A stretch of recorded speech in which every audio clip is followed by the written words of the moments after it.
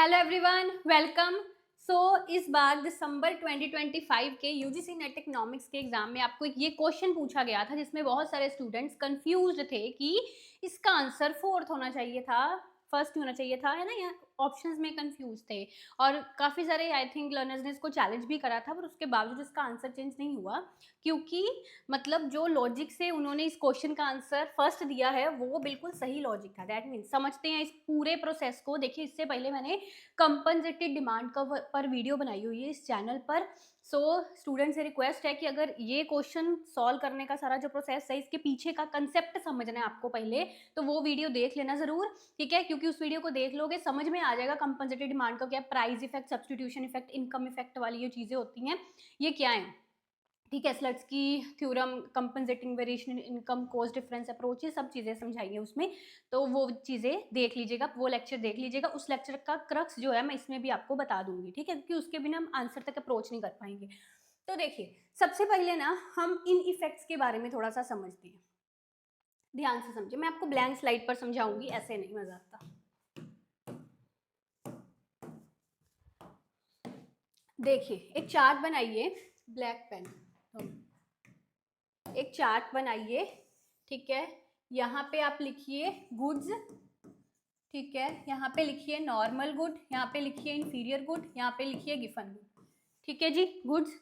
फिर उसके बाद आप यहाँ पे लिखिए इफेक्ट्स,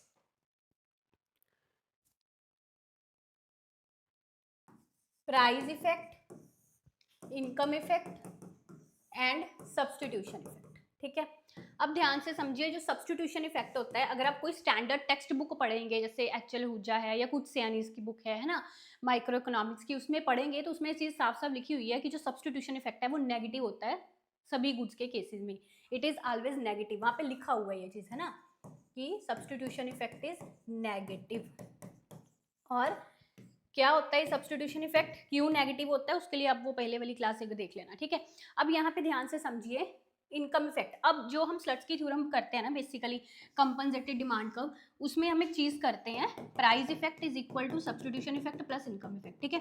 अब इसमें इनकम इफेक्ट को बड़े ध्यान से समझना, मेजरली स्टूडेंट इसमें इतना कंफ्यूज रहते हैं। मैं लेक्चर में समझा दूं पॉजिटिव है, बच्चा बोलेगा ये तो नेगेटिव है मैम, मैं नेगेटिव समझा दूं, बच्चे बोलेगा ये पॉजिटिव है मैम। ध्यान से इस चीज को समझ लेना, ठीक है, पल्ले बांध लेना। अब इनकम इफेक्ट, नॉर्मली आपको जैसे पूछा जाए ना कि जो आपका जो नॉर्मल गुड्स होते हैं उसके केस में इनकम इफेक्ट क्या होता है, तो नॉर्मली इनकम इफेक्ट पॉजिटिव होता है। कैसे कि अगर इनकम कंज्यूमर की बढ़े तो उससे उसकी डिमांड कम होती है, इस अकॉर्डिंगली हम उसको देख रहे हैं, तो आपका इनकम इफेक्ट पॉजिटिव ही होगा। बिजली मेरे हाथ में, मेरी इनकम ज्यादा बढ़ेगी तो मैं ज्यादा नॉर्मल गुड की डिमांड करूंगी, ठीक है। पर समझिए, अगर प्राइस बढ़ा तो प्राइस बढ़ने से क्या हो रहा है, प्राइस बढ़ने से जो कंज्यूमर है उसकी परचेजिंग पावर जो होती है वो कम हो जाती है ना, कम हो जाती है। तो प्राइस बढ़ने से जो कंज्यूमर की परचेजिंग पावर होती है, रियल इनकम जो है उसकी, वो कम हो जाती है और उसके कारण वो पहले से कम डिमांड करता है। अब इस रिलेशनशिप को ध्यान से समझो, इस रिलेशनशिप को ध्यान से समझोगे तो इसके अकॉर्डिंगली जो आपका ये फर्स्ट वेरिएबल एंड ये लास्ट वेरिएबल, ये दो देखो सिर्फ, इसके अकॉर्डिंगली ये जो इफेक्ट है आपका ये नेगेटिव है, नेगेटिव है। दैट मीन्स जब मैंने यहाँ पर प्राइस चेंज की बात करी है ना, प्राइस चेंज की बात करी, क्योंकि परचेजिंग पावर कम हुई, डी आना यहाँ पे, सॉरी, डिमांड, है ना, क्योंकि आपकी जब प्राइस बढ़ने से रियल इनकम कम हुई, परचेजिंग पावर आपकी कम हो गई पहले से, तो आपने उस गुड की डिमांड जो है पहले से कम कर दी, पहले से कम कर दी। तो इस पर मैंने एक शॉर्ट वीडियो भी बनाया था। अब इसी तरह अगर नॉर्मली मैं inferior good and given good की बात करूं तो इनके केस में क्या होता है, इनकम इफेक्ट नेगेटिव होता है। जैसे इनकम बढ़ेगी तो मैं भाई घटिया चीज की डिमांड पहले से कम कर दूंगी, है ना, ये माइनस नेगेटिव आएगा। पर यही अगर आप इस चीज को इस कंटेक्स्ट से देखोगे तो ये पॉजिटिव होगा। कैसे, क्योंकि प्राइस बढ़ा, प्राइस बढ़ने से जब आपकी परचेजिंग पावर कम हो गई तो आपकी परचेजिंग पावर कम होगी तो आपने उन चीजों की डिमांड बढ़ा दी है, जो चीपेस्ट चीजें हैं उनकी डिमांड पहले से बढ़ा दी है ना, तो उनकी डिमांड पहले से बढ़ा दी है क्योंकि आपने सस्ती चीजें ज्यादा खरीदनी शुरू कर दी है। तो इस कंटेक्स्ट में देखोगे तो इंफीरियर एंड गिवन गुड के कंटेक्स्ट में आपको ये पॉजिटिव दिखेगा। बात समझ गए, ऐसे है। और जो आपका टोटल प्राइस इफेक्ट होता है, देखो ध्यान से समझो, टोटल प्राइस इफेक्ट आपका नॉर्मल गुड के केस में नेगेटिव होता है, ठीक है, कर्व बनता है आपका डाउनवर्ड स्लोपिंग। इंफीरियर गुड के केस में भी आपका नेगेटिव ही होता है और गिवन गुड के केस में आपका ये पॉजिटिव आ जाता है, ठीक है। ठीक है, ये चीज रहती है। अब यहाँ पे जो इसने क्वेश्चन पूछा उसको ध्यान से समझो। इसने क्वेश्चन ये पूछा है कि इन ए सिचुएशन ऑफ डिक्लाइन इन, उसने डायरेक्टली ये नहीं पूछा कि भाई बताओ गिवन कमोडिटी के केस में सब्स्टिट्यूशन इफेक्ट क्या होता है, इनकम इफेक्ट क्या होता है, ये नहीं पूछा। उसने ये पूछा है कि अगर decline in the price of given commodity हो, अगर गिवन कमोडिटी का जो प्राइस है वो कम हो तो उससे क्या होगा, उसका प्राइस कम होने से। अब मैं ना आपको ये सेम चीज जो पहले मैंने बताई है ना, ये मैंने डायरेक्ट कुछ यानी इसकी बुक से कॉपी पेस्ट करी है, ध्यान से पढ़ो। सेम चीज जो भी है मैंने आपको पढ़ाई है। यहाँ से देखो, कहता है income effect positive for normal good, क्योंकि जब इनकम बढ़ती है more of X is demanded. पर हम इनकम इफेक्ट को नॉर्मल गुड के केस में नेगेटिव कब बोलते हैं, जब क्या करते हैं हम, जब we relate the change in the purchasing power of money income to the change in price of X, कि जब हम मनी इनकम की परचेजिंग पावर को रिलेट कर देते हैं to the price of X, यानी कि प्राइस बढ़ने से कंज्यूमर की परचेजिंग पावर पे क्या इंपैक्ट बढ़ रहा है, जब हम ये चीज देखते हैं तो नॉर्मल गुड के केस में जो आपका इनकम इफेक्ट है वो नेगेटिव बन जाता है। ठीक है ना, यही चीज मैंने आपको भी समझाई है। क्लियर? तो अब ये जो क्वेश्चन है इसमें उसने ये चीज जो ऐड कर दी है ना, इसने सारे क्वेश्चन को देखने का नजरिया बदल दिया। कौन सी चीज ऐड कर दी? In a situation of decline in a price of given commodity, कि अगर गिवन कमोडिटी के प्राइस में डिक्लाइन होता है तो बताओ इनमें से क्या होगा। अब ये बात क्या कर रहा है, डायरेक्शन की बात कर रहा है। किसकी बात कर रहा है? डायरेक्शन की, कि प्राइस डिक्लाइन हुआ तो बताओ डायरेक्शन। अब इसने डायरेक्शन पूछी है, अब ध्यान से इस चीज को समझो, ये डायरेक्शन का सारा माजरा। ये देखो, आपको याद है हमने ये जो चार्ट किया था, इसमें ये चीज तो एक बड़ी हुई है ना हमने अच्छे से, कि जो इंफीरियर गुड के केस में आपका जो इनकम इफेक्ट है वो लेस स्ट्रॉन्गर होता है और सब्स्टिट्यूशन इफेक्ट मोर स्ट्रॉन्गर होता है।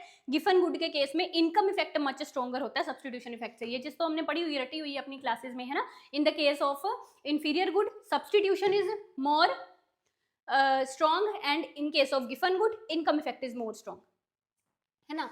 तो ठीक है, अब इस डायग्राम जो उसने क्वेश्चन पूछा था ना, उसमें क्या पूछी थी? डायरेक्शन। अब ध्यान से इस डायरेक्शन की बात समझो। ये डायग्राम हमको यहाँ पे समझनी है, ये डायग्राम यहाँ पे हमको समझनी है। तो इस डायग्राम को समझने के लिए मुझे आपको बना के दिखानी पड़ेगी। रुकिए एक मिनट, यहाँ पे स्लाइड ऐड करनी पड़ेगी। तो अब हम क्या करेंगे, एक डायग्राम बना लीजिए ऐसे, ठीक है। तो यहाँ पे ले लेते हैं y, यहाँ पे ले लेते हैं x, प्राइस ऑफ x, ठीक है, अपनी demand of x, quantity demanded, x commodity, y commodity. अब प्राइस लाइन बनाइए, ये मैंने एक प्राइस लाइन बना ली है AB, ठीक है, प्राइस लाइन बना ली AB। अब x डिक्लाइन, क्या पूछा क्वेश्चन में? Decline in the price of x commodity, ठीक है। x का प्राइस कम होता है तो प्राइस लाइन किस तरफ शिफ्ट होती है, बताइए। प्राइस लाइन किस तरफ शिफ्ट होती है? प्राइस डिक्लाइन होने से प्राइस लाइन आगे की तरफ शिफ्ट होती है। तो ये आपकी प्राइस लाइन AB से AB1 ऐसे शिफ्ट हो गई, ठीक है, शिफ्ट हो गई। अब ये आपने बनाया AB, ये आपने बनाया AB1। अब कंपनसेटेड डिमांड कम में क्या होता है कि जब कमोडिटी का प्राइस कम हुआ, यानी कि जो कंज्यूमर है उसकी जो इनकम है वो क्या हुई? बढ़ गई। अब उस बढ़ी हुई इनकम को क्या करना है? छीनना है, कंपनसेट करना है ना भाई। उसको कंपनसेट करने के लिए छीननी पड़ेगी, है ना। जो पहले वाले पॉइंट पर अगर पहुंचाना है उसको तो उसे छीननी पड़ेगी, तो यानी कि उसकी इनकम कम करनी पड़ेगी। इनकम कम, जब इनकम कम होती है तो प्राइस लाइन किस तरफ शिफ्ट होती है? प्राइस लाइन पीछे की तरफ शिफ्ट होती है। ये न्यू प्राइस लाइन बना लो CD, न्यू प्राइस लाइन बना लो CD, ठीक है। अब यहाँ पे ये जो मैं पॉइंट्स बताऊंगी ये बड़े ध्यान से आपको मार्क करने हैं। तो देखिए, सबसे पहले यहाँ पे जब हमने सबसे पहले वाली कौन सी प्राइस लाइन ली थी, हमने सबसे पहले वाली प्राइस लाइन AB ली थी, है ना, ये AB। अब इस AB प्राइस लाइन पे मान लीजिए कंज्यूमर इस पॉइंट पर इक्विलिब्रियम पे है, मैं अभी इंडिफरेंस कर्व बाद में बनाती हूँ। कंज्यूमर इस पॉइंट पे इक्विलिब्रियम पे है, यानी कि वो इतना x ले रहा है, इतना x ले रहा है और इतना y ले रहा है, ठीक है। अब क्योंकि यहाँ पे x का प्राइस डिक्लाइन हुआ है, अब सब्स्टिट्यूट अपना गिवन गुड के केस में क्या था कि जब प्राइस x का डिक्लाइन हो रहा है तो पॉजिटिव है प्राइस इफेक्ट, यानी कि x की डिमांड भी कम हो जाएगी, है ना, x की डिमांड भी कम हो जाएगी। तो x का प्राइस कम होने से हमने जो न्यू बजट लाइन बनाई थी वो क्या बनाई थी? AB1 बनाई थी, ये वाली AB1 बनाई थी ना। तो यानी कि x का जब प्राइस कम हुआ है तो x की डिमांड हो जाएगी कम। तो पहले x इतना डिमांड हो रहा था, देखिए इतना, अब इसकी डिमांड अगर कम हो जाएगी थोड़ी सी तो हम यहाँ पे पहुंच जाएंगे पीछे की तरफ, ठीक है। ये पॉइंट बना दो इक्विलिब्रियम का, ठीक है जी। अब उसके बाद इनकम कंपनसेट हुई, इनकम बढ़ी, है ना। इनकम बढ़ने के बाद मैंने अगली प्राइस लाइन कौन सी बनाई? CD बनाई। अब CD पॉइंट पर इक्विलिब्रियम आप ले लो। अब क्या करना है मुझे, जो आपकी हिग्स की अप्रोच होती है उसमें हम एक इंडिफरेंस कर्व बनाते हैं जो इन दोनों पॉइंट्स को ऐसे टेंजेंट करता है। मेरे लिए यहाँ पे बनाना थोड़ा मुश्किल है बोर्ड पर, ठीक है। एक इंडिफरेंस कर्व इन दोनों पॉइंट्स को टेंजेंट कर रहा है, एक इंडिफरेंस कर्व मुझे यहाँ पे बनाना है, ठीक है। अब आपको तीन यहाँ पे पॉइंट्स दिख रहे हैं, तीन पॉइंट्स दिख रहे हैं, इनको नाम दे देते हैं। सबसे पहला इक्विलिब्रियम पॉइंट मेरा ये बना था, है ना, उसके बाद ये वाला बना था, है ना, और सबसे बाद आपका ये वाला बना कंपनसेट होने के बाद, ये तीन पॉइंट्स बन गए। अब यहाँ पे क्या हो रहा है, ध्यान से समझो, जो आपका A to C है ना, A to C, ये आपका सब्सटीट्यूशन इफेक्ट है, इतनी चीज, दैट थिंग, ये सब्सटीट्यूशन इफेक्ट है। और आपका इनकम इफेक्ट, अब ये जो पॉइंट मैंने यहाँ पे B बनाया ना, अगर किसी बच्चे ने मेरा पूरा वो क्लास देखा है तो उसको पता होगा कि ये वाला पॉइंट नॉर्मल गुड के केस में ना यहाँ पे बनता है, यहाँ पे मैं यहाँ पे नॉर्मल गुड के केस में पॉइंट यहाँ होता है, और इन्फीरियर गुड के केस में ये वाला B पॉइंट ना इन दोनों के बीच में आता है। प्राइस की सारा वही चीज़ है ना, प्राइस इफेक्ट की बात है, क्योंकि नॉर्मल गुड के केस में क्या हो रहा था, कमोडिटी प्राइस का एक्स अगर कम हुआ तो उसकी डिमांड भी पहले से कम होगी, तो हम ए पॉइंट से उसकी डिमांड एक्स की जो है, सॉरी एक्स का प्राइस अगर डिक्लाइन हुआ था तो उसकी डिमांड बढ़ेगी नॉर्मल गुड के केस में, है ना। तो हम एक्स की डिमांड बढ़ा के इस पॉइंट की तरफ आ रहे थे नॉर्मल गुड के केस में। इन्फीरियर गुड के केस में भी ऐसा हो रहा था, पर उसमें क्या था कि इतना वो स्ट्रॉन्ग नहीं था, यानी कि अगर एक्स कमोडिटी का प्राइस गिर रहा है तो डिमांड बढ़ रहा है, पर उतना नहीं बढ़ रहा है जितना नॉर्मल गुड का बढ़ रहा है। तो उस केस में ये जो पॉइंट था बी वाला आपका इन दोनों के बीच में आ रहा था, यानी कि एक्स की डिमांड थोड़ी सी बढ़ रही थी। गिवन गुड के केस में क्या हो रहा था कि प्राइस एक्स का डिक्लाइन होने से डिमांड भी कम हो गई, तो हम ए से बी पॉइंट की तरफ यहाँ चले गए, है ना। अब नॉर्मल गुड के केस में जो आपका इनकम इफेक्ट था वो ऐसे था, ऐसे, पर आपका ये जो गिवन गुड है इसके केस में आपका ये इनकम इफेक्ट हो गया पीछे की तरफ, यानी कि सी टू बी आपका इनकम इफेक्ट है, क्या है, इनकम इफेक्ट। तो जो आपका ये वाला एरो मैंने इनकम इफेक्ट का बनाया ना, ये नॉर्मल गुड के केस में इसका डायरेक्शन ध्यान से सोचो, अगर बी से इस पॉइंट की तरफ लेते हो इस तरह जाता है, उसके लिए आपको पूरा क्लास देखना पड़ेगा नॉर्मली, जिसमें मैंने तीनों केसेस की डायग्राम बनाई है, इसमें मैंने सिर्फ गिफन की डायग्राम बनाई है क्योंकि क्वेश्चन गिफन का है, ठीक है। अब यहाँ पे क्या हो रहा है कि ये जो आपका ए टू सी है ये आपका सब्स्टिट्यूशन इफेक्ट बन रहा है, ठीक है। पर अगर आप पीछे सी टू बी इनकम इफेक्ट बन रहा है कि जब कमोडिटी का प्राइस डिक्लाइन हुआ, कमोडिटी का प्राइस डिक्लाइन होने के केस में जो मेरा एरो है सब्स्टिट्यूशन गुड के केस में देखो आगे की तरफ गया है, और इनकम इफेक्ट का एरो जो है वो पीछे की तरफ गया है, यानी कि इस केस में आपकी demand, quantity demand, substitution effect के केस में क्वांटिटी डिमांडेड जो है वो मेरी बड़ी है ना, बड़ी है, एरो आगे की तरफ गया है, पॉजिटिव यानी कि यहाँ पे एरो आगे गया, डायरेक्शन उसने पूछी है, और इनकम इफेक्ट पीछे गया, यानी कि क्वांटिटी उससे कम हो गई है पहले से, है ना। तो दैट्स द कंटेक्स्ट, उसने डायरेक्शन पूछा था कि decline in the price of commodity, कि उन इफेक्ट्स की डायरेक्शन कैसे जा रही है। तो इस केस में अगर आप देखें तो जो हमारा क्या कहा गया क्वेश्चन, ये रहा क्वेश्चन, तो positive substitution effect is less than negative income effect, that's the, इस कारण ये चीज यहाँ पे करेक्ट थी। बात समझ में आ रही है?